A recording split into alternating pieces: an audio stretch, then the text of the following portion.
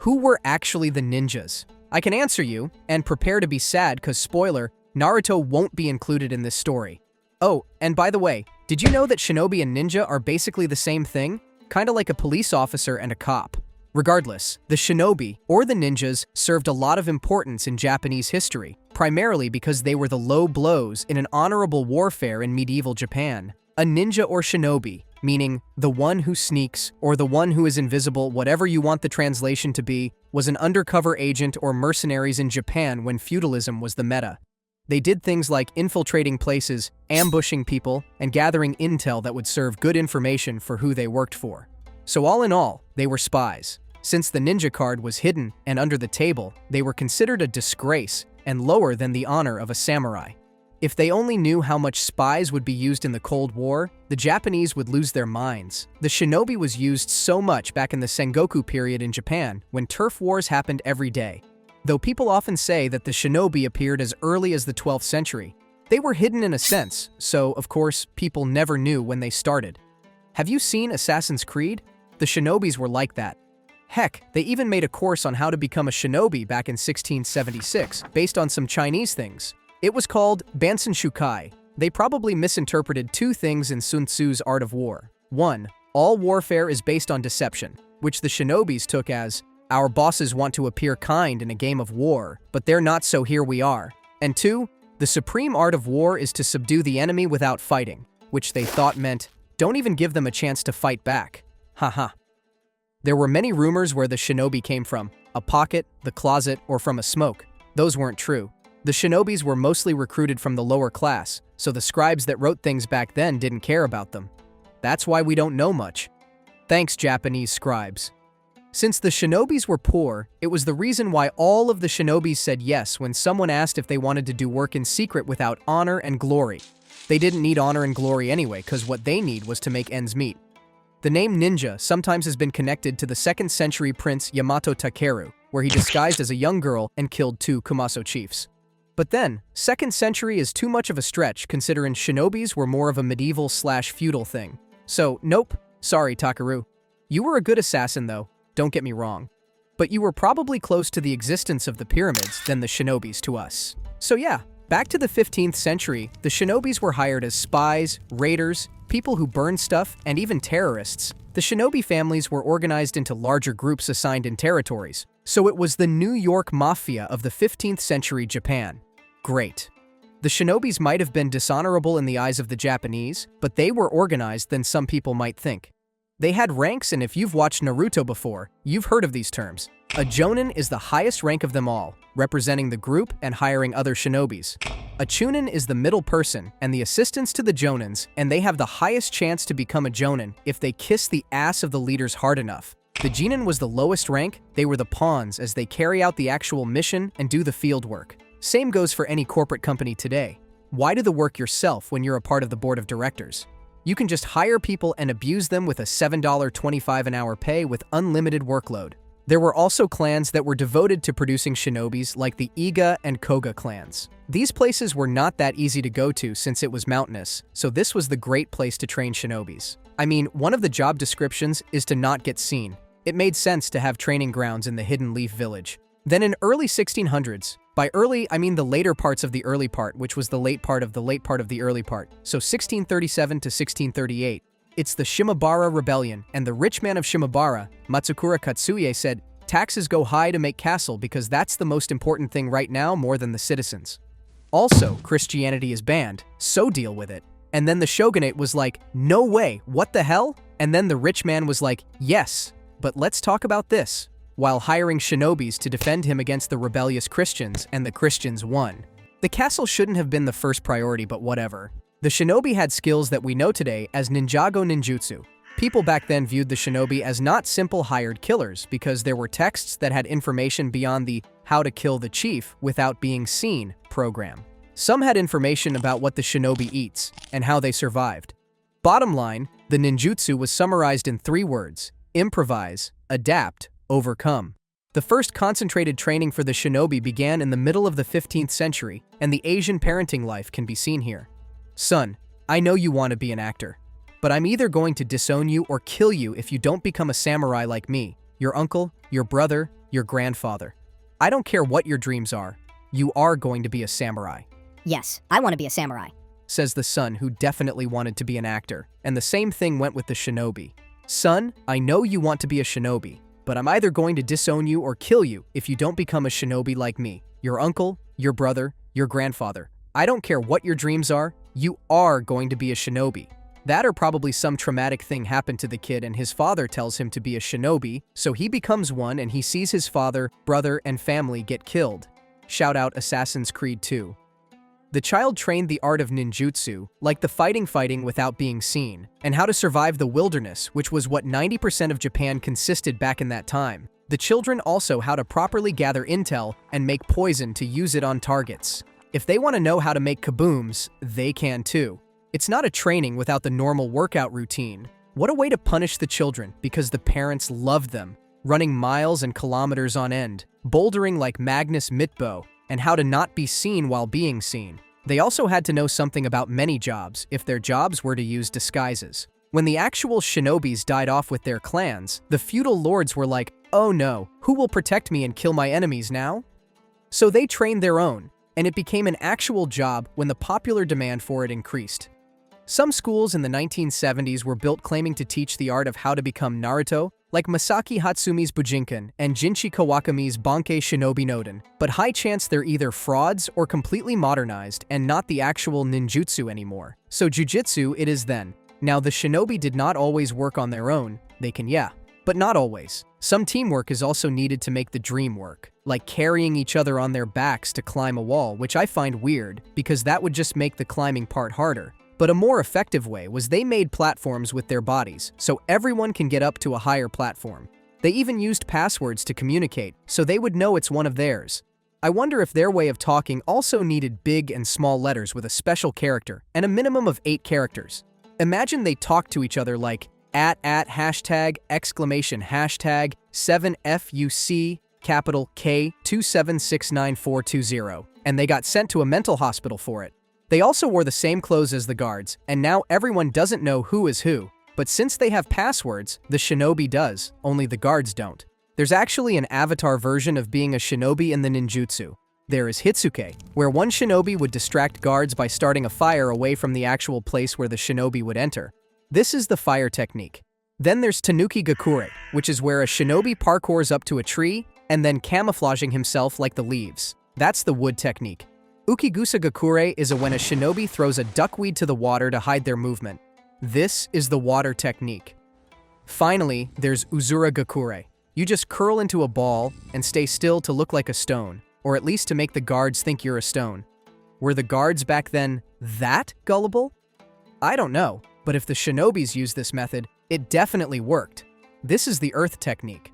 Sorry, Aang, there wasn't some technique for you. Unlike the samurai who followed the Bushido code, shinobi had their own practical and mission-oriented guidelines, also known as the Code of Conduct. First off, loyalty was a big deal. A shinobi had to show absolute allegiance to their leader, or kage. This was rule number 1. Breaking this rule was considered the ultimate betrayal. They were also taught to put the mission first, no matter what. This meant that even personal safety and moral considerations were secondary if it interfered with completing the mission, which, if you ask me, sounds a lot like the mafia. One of the most interesting aspects of the shinobi code was the emphasis on secrecy and deception. A shinobi's success often depended on remaining unseen and unheard, which is why they were trained to have a resting female dog face and not show weakness. The shinobi were also expected to refrain from indulging in vices like excessive drinking or gambling, which could compromise their effectiveness, and them being secret would be public. So, while they might not have had a formalized, written-down code like the samurai's Bushido, the shinobi operated under a strict and practical set of guidelines designed to ensure their effectiveness and loyalty in the shadows. The shinobi also used a lot of different weapons to make whatever they did easier. The ninjato, or ninja sword, is perhaps the most iconic weapon associated with the shinobi. Unlike the overrated katana, which a lot of you guys flamed me for in the comments, thank you very much, the ninjato was typically shorter and straight, designed for practicality and speed. This weapon was often made from cheaper materials, so it can be made easier. But since it's not that durable, blacksmiths needed experience to make it effective. The design of the ninjato was all about functionality. Its shorter length made it ideal for close-quarters combat and stealthy moves, often within the narrow corridors of enemy castles. The straight blade was easier to draw quickly, and the sword was typically carried on the back, allowing the shinobi to move more freely and use both hands for climbing or other things. Shinobi used the ninjato in a lot of different ways beyond simple sword fighting. The sword's sheath could be used as a breathing tube when submerged in water, or even as an improvised club to whack your opponents. The tsuba, or guard of the sword, can be used to climb walls too. The shuriken is also something that the shinobi used, but it's not like the futon rasen shuriken that Naruto does. These small, star-shaped blades were not designed to kill, but to distract, injure, or disarm enemies. Their primary purpose was to create openings for the shinobi to escape. Blacksmiths had to make sure that the stars were balanced perfectly so they would fly true when thrown. They typically ranged in size from 4 to 8 inches and had multiple points, making them versatile in how they could be thrown and stabbed into targets. Shuriken were used in a variety of ways. They could be thrown directly at opponents to cause injuries or distract them. Some were even coated with poisons to make the guards sick for a few days. Beyond their use in combat, shuriken were also used to scare the hell out of enemies. The kusarigama is probably one of the most unique and versatile weapons used by shinobi. This weapon combines a traditional sickle with a long chain and a heavy iron weight at the end. The kusarigama allowed a shinobi to engage opponents at both close and mid-range, providing flexibility in combat situations. The shinobi would swing the chain to keep enemies at a distance, using the weight to strike or remove the weapons from the hands of the enemy. Once an opponent was off balance or disarmed, the sickle could be used for a one-hit kill. But the shinobi weren't all just men. Like today's standards, there were women in there too. Normally to, well, wash dishes, joking, they were shinobis themselves too. The kunoichi were female shinobis, just as skilled as the male ones. These women used their unique talents to gather information, spy, and sometimes even fight. They blended in perfectly because people didn't expect women to be dangerous shinobis. These women had to be extra clever to avoid getting caught. They would pretend to be a commoner like housewives, maids, or even entertainers to get close to their targets. One of the reasons kunoichi were so effective was because of their ability to disguise themselves. They were masters of disguise, able to change their appearance and blend into different environments easily. This skill allowed them to get important things without people being completely suspicious. Kunoichi were also experts in using weapons and martial arts. They were trained in the same techniques as male shinobis, learning how to fight with swords, daggers, and even their bare hands. They could defend themselves if things got dangerous, but they didn't rely solely on brute force. Instead, they used their intelligence and agility to outplay their opponents. Kunoichi used many unique methods to complete their missions. One of their most famous techniques was the use of poisons. They could create deadly concoctions from everyday items, like plants and herbs. They might lace food or drinks with these poisons to eliminate their targets.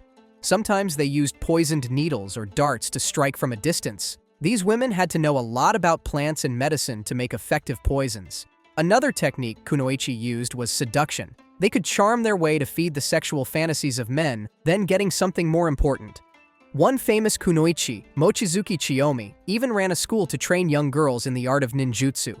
Chiyomi was a noblewoman who turned to the life of a kunoichi after her samurai husband died in battle. She gathered orphaned girls and taught them how to be spies and messengers. Her school became a spot for female shinobis. So yeah, Sakura's all around. And now, shinobi myth-busting time. One of the most popular myths about shinobi is that they could disappear in a puff of smoke. This myth makes it seem like ninjas had magical powers to vanish instantly, escaping from any dangerous situation. If you believe in this, there's a big chance you also think the Earth is flat and Agartha exists. They used smoke bombs to run away like what magicians do. They don't actually vanish and teleport somewhere. By the time the enemy realized what was happening, the shinobi would have already escaped. Number 2. When people hear shinobi, they think it's these agents that wear all black from head to toe with katanas on their backs. Yeah, that's how people will know they're shinobis if they actually did that. That's stupid. While black clothing can be useful for hiding in the dark, it's not the most practical choice for all situations. In reality, shinobi wore a variety of outfits depending on their mission and the environment. If they needed to blend in with a crowd, they would dress like common villagers, farmers, or even monks. This allowed them to move around without drawing attention to themselves. The myth of the all-black outfit likely comes from the kabuki theater in Japan. In these plays, the kuroko or stagehands dressed in black to be invisible while moving props, and they were meant to be ignored. When shinobi characters appeared on stage, they were also dressed in black to look like they helped with moving things, and even that is planned to carry out missions. Another reason for this myth is the practical use of dark colors for night missions. Shinobi often wore dark blue or brown rather than pure black, as these colors blended better with the natural surroundings at night. Black can actually stand out in certain lighting conditions, making it less effective for camouflage. By wearing dark but not entirely black clothing, shinobi could remain hidden more effectively. One myth that I can't believe was even thought of, but I understood immediately cause it's the ancient times and superstitions were a part of the collective mindset of the people around the world. People actually believed that shinobi could walk on water. Yes, Jesus in Japan, let's go. The shinobi just use tools to travel underwater. They don't actually walk on water. One tool was the mizugumo, which translates to water spider. This device consisted of wooden or bamboo frames strapped to the feet, designed to distribute the user's weight more evenly across the surface of the water.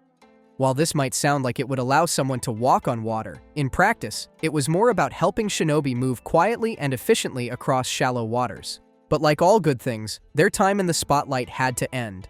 The decline of the shinobi began in the late 16th century. The Sengoku period, which sounds super fancy, but was actually just a bunch of warlords fighting over who gets to rule the sandbox, was winding down. A guy named Oda Nobunaga was a big player in this game. He decided that all this chaos was bad for business.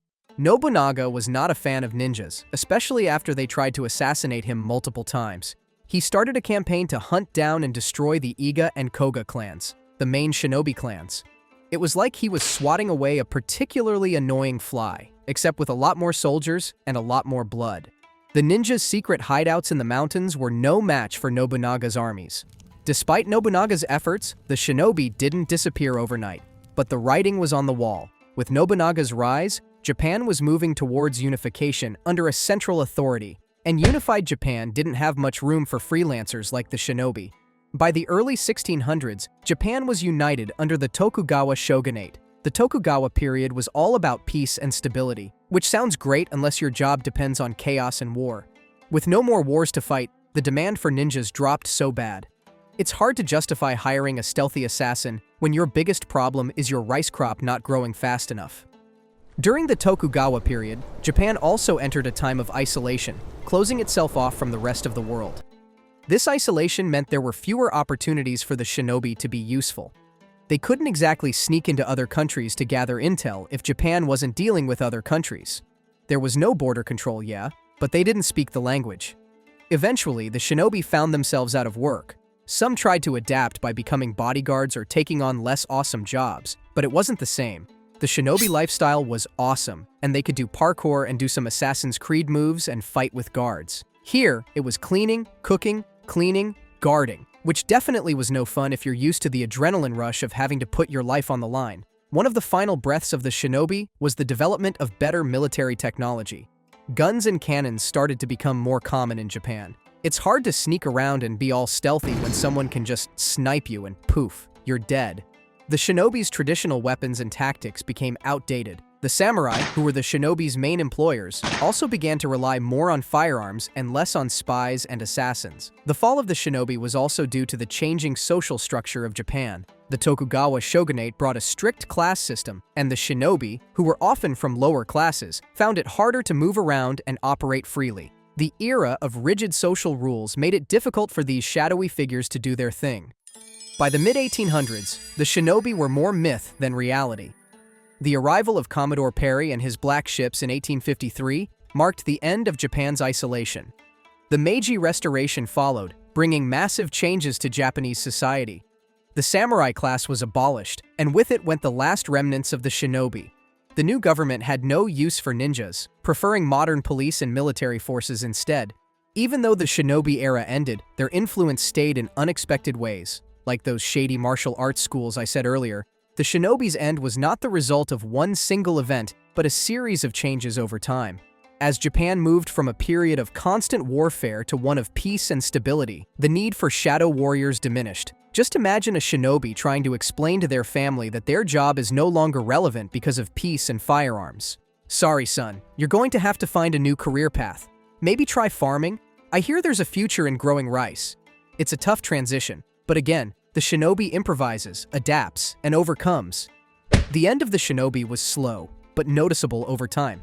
You get the point. And now, we got anime. Thanks to Naruto for introducing the world to ninjas more though.